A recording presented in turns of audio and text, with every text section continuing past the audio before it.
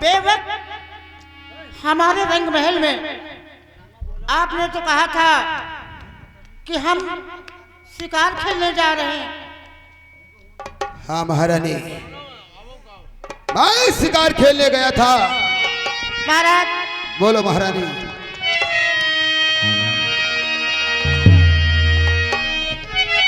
और महल बेवक्त आने का सबब राजन बता दी।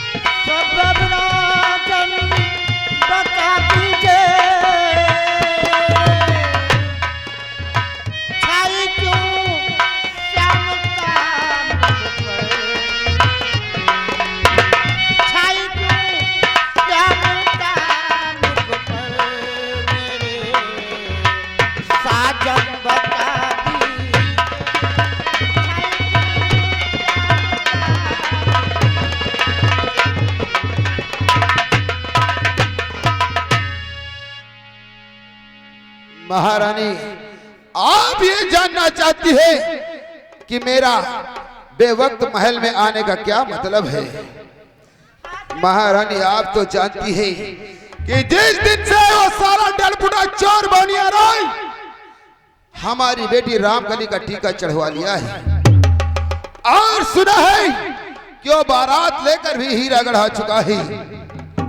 इसलिए महारानी, मैंने जो तुम्हें हीरे की अंगूठी बनवा कर दी थी, उस अंगूठी का काम आ चुका है।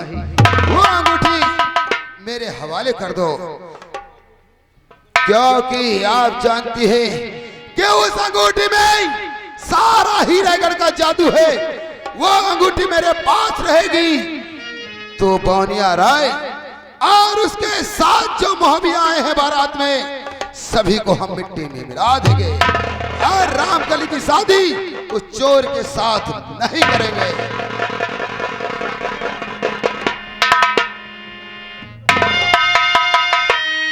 महारानी, आप जानती हैं कि अगर ये अंगूठी कहीं बौनिया राय के हाथ लग गई तो हीरेगढ़ का सारा जादू बौनिया के पास चला जाएगा और हम कुछ नहीं कर पाएंगे।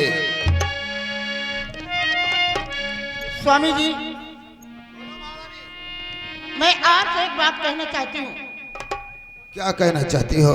अगर आपकी बेटी रामकली का टीका बौनिया राय के मस्तक पे चढ़ गया है, तो आप बौनिया राय के साथ बेटी की शादी क्यों नहीं कर देते? महारानी राय, ऐसा नहीं हो सकता है। रामकली की शादी चोर के साथ कभी नहीं होगी। चाहे हीरागढ़ में खून की नदियां बह जाए, लेकिन हम चोर के साथ अपनी बेटी की शादी कभी नहीं करेंगे।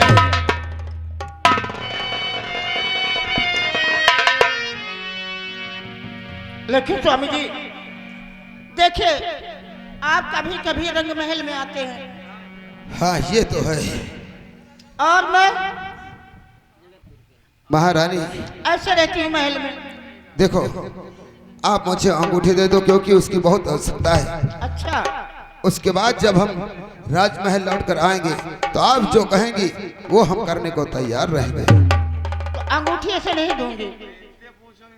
ऐसे नहीं दोगी तब कैसे दोगी? ऐसे दूंगी,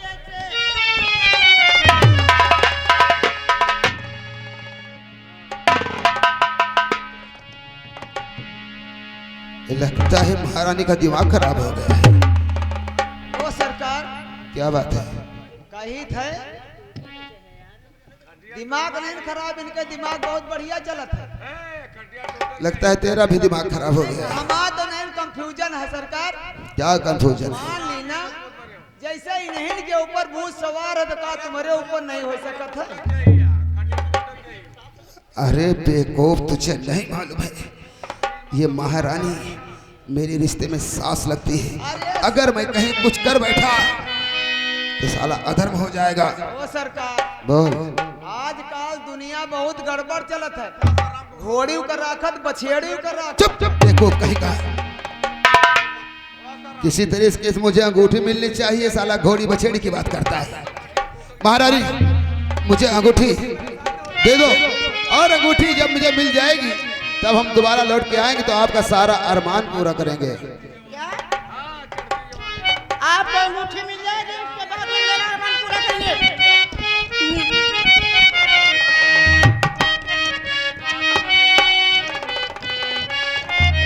स्वामी जी,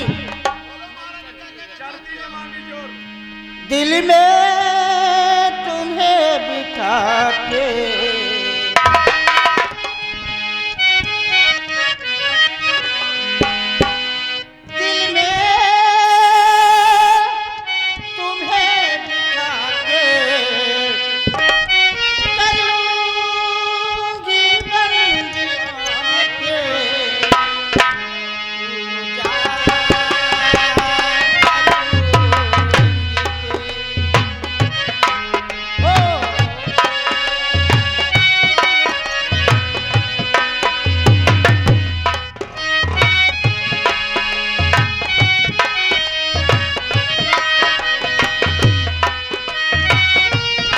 या भगवान, मैं क्या करूं? महारानी को कुछ समझ में नहीं आता है।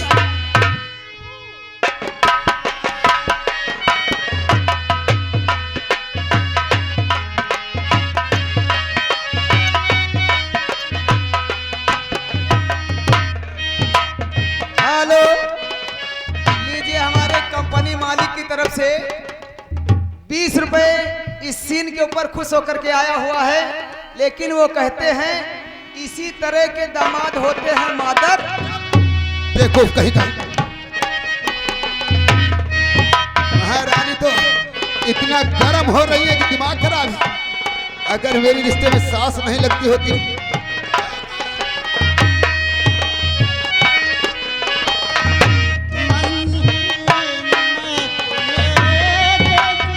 तो मेरी तबीयत ठीक नहीं। दूर से बात करो महारानी, मेरी तबीयत ठीक नहीं है।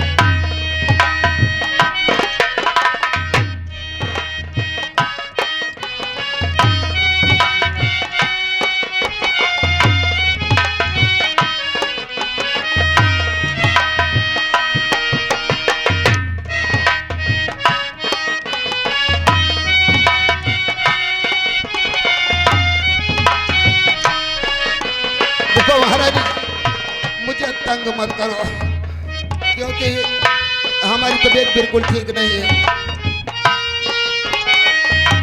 मन ही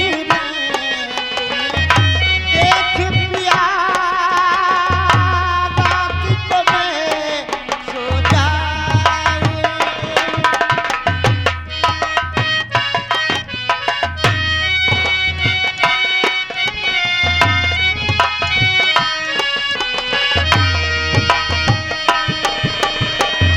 होठ भर जब आंखें खुली है, तेरा ही दर्शन पाऊं।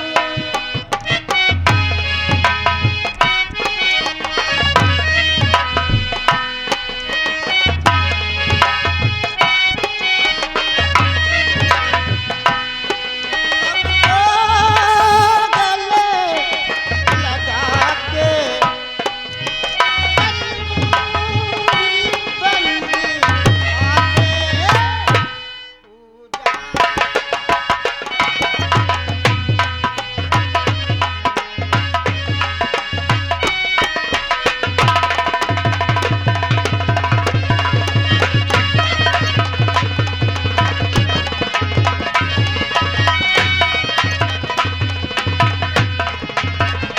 महारानी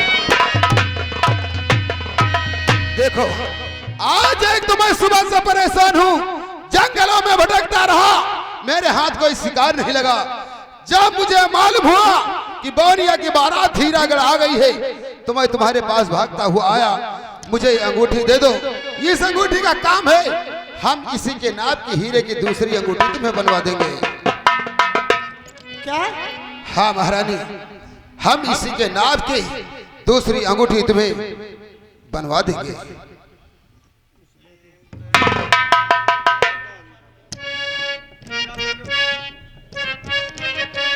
क्योंकि आप जानती हैं कि अंगूठी मैंने जब तुम्हें बनवाया था तो इस अंगूठी में सारा हीरेगढ़ का जादू है।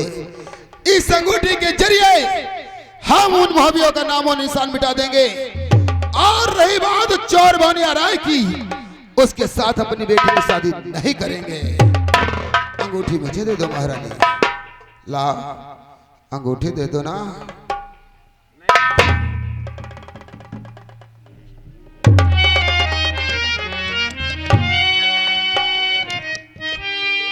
ये रही बात महारानी। देखो अब हम चलते हैं। जब दोबारा कभी लौटकर तुम्हारे राजमहल आएंगे तो तुम्हारी सारी हसरत पूरा करेंगे, ठीक है ना?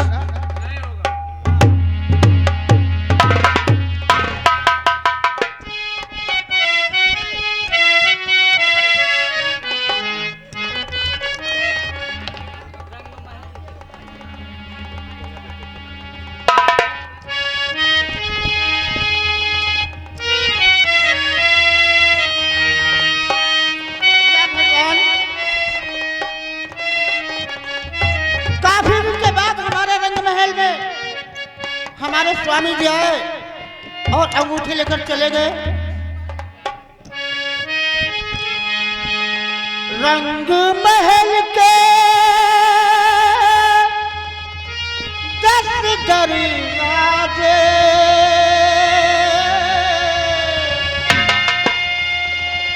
ना जाने कौनी की खिड़की खुली थी। सयान कसी गए मैना सयान कसे मैना।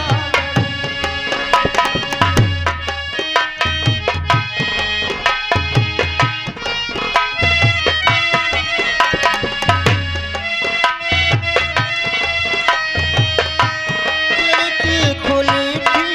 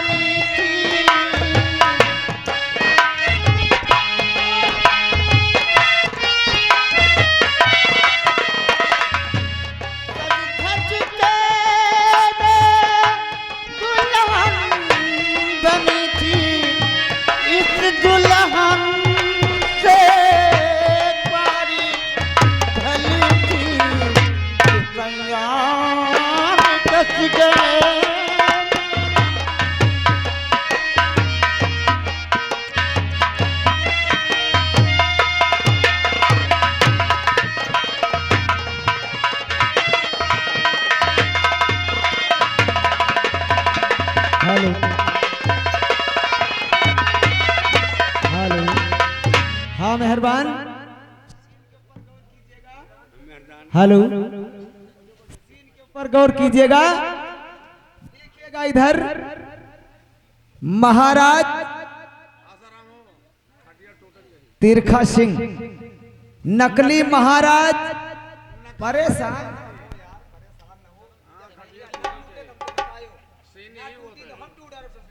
हाँ सरा में सीन यही होता है। सीन यही होता है। हेलो, देखिएगा इधर तिरखा सिंह महाराज बौनिया राय नकली महाराज बनकर महाराज तिरखा सिंह की लड़की के महल पहुंचता है, जहां पर रामकली अपने महल में पलंग पर लेटी रहती है। देखिएगा वहां पर नकली महाराज बौनिया राय पहुंचता है और देखो आगे क्या होता है, गौर कीजिएगा। और सावन आए बादल छाए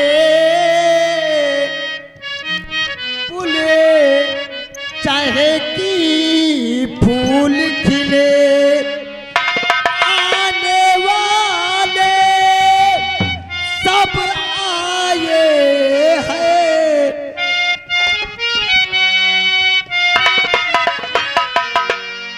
आने वाले सब आए हैं, लेकिन तुम कब आओगे,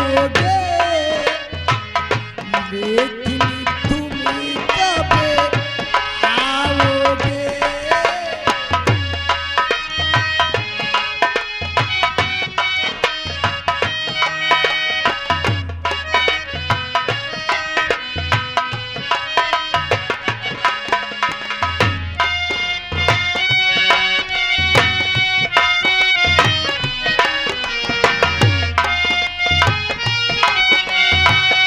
सब आए हैं, लेकिन तुम कब आओगे,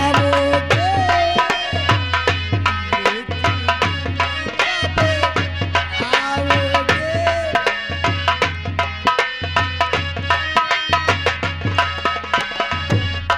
मेरे ढोली सजना मैं तुमसे प्यार करूंगी।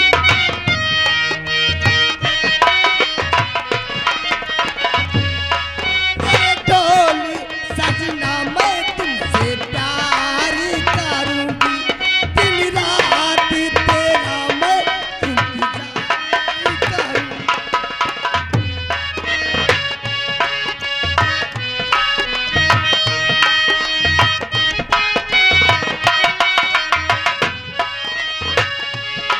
मेरे ढोली सजना मैं तुमसे प्यार करूंगी।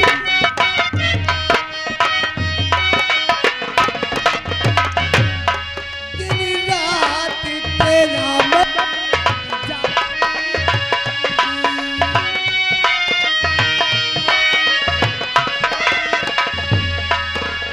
दूर आए साधक जाए तू तुम्हारा ओ सहा न जाए।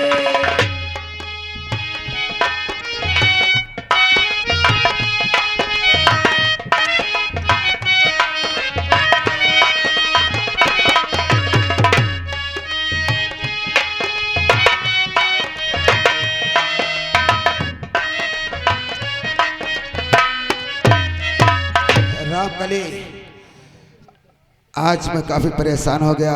पिताजी, हाँ, बात क्या है? बात यह है कि आज मैं जंगल में शिकार खेलेगा, मेरे हाथ कोई शिकार नहीं लगा। मैं राजमहल वापस आया, महारानी के शयन कक्ष गया, लेकिन महारानी सोती थी।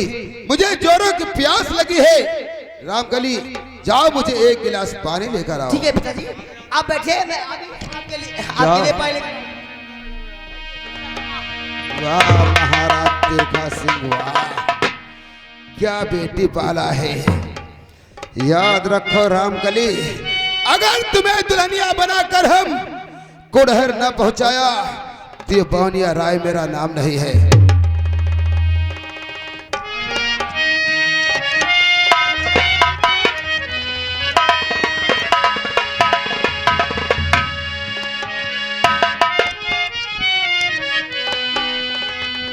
अब देखना चाहिए रामकली का बिस्तर कैसा लगा है।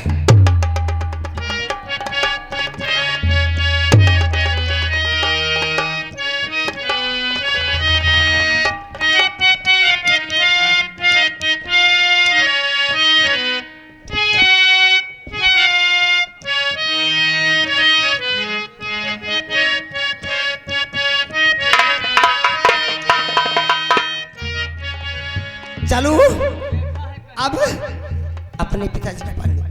पिताजी लीजिए पानी।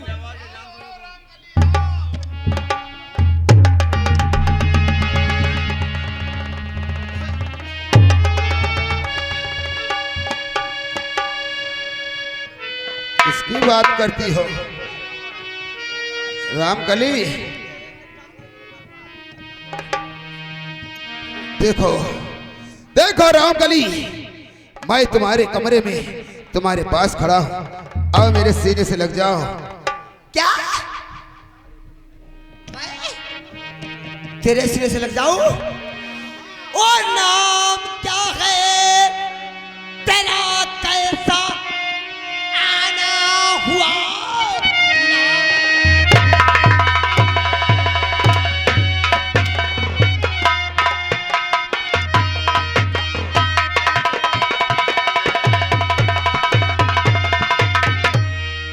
नाम क्या है तेरा, कैसे आना हुआ? क्या मेरे पिताजी को है जाना नहीं? मारे हंटा तुझे भेजूं मुल्क के आदम में, और नरक में भी मिलेगा ठिकाना।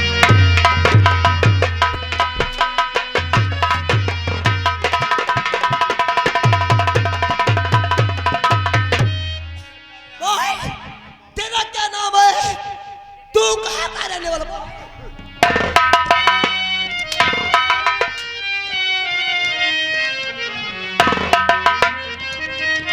औरतों में इतनी गर्मी अच्छी नहीं होती रामकली। तुम मुझे जानना चाहती हो कि मैं कौन हूं और तुम्हारे इस रंग महल में क्यों आया? क्या नाम है तेरा? तू कहाँ का रहने वाला? बोल। सुनो रामकली, तो बौना मेरा नाम है, हूँ कुड़हर का सरदार।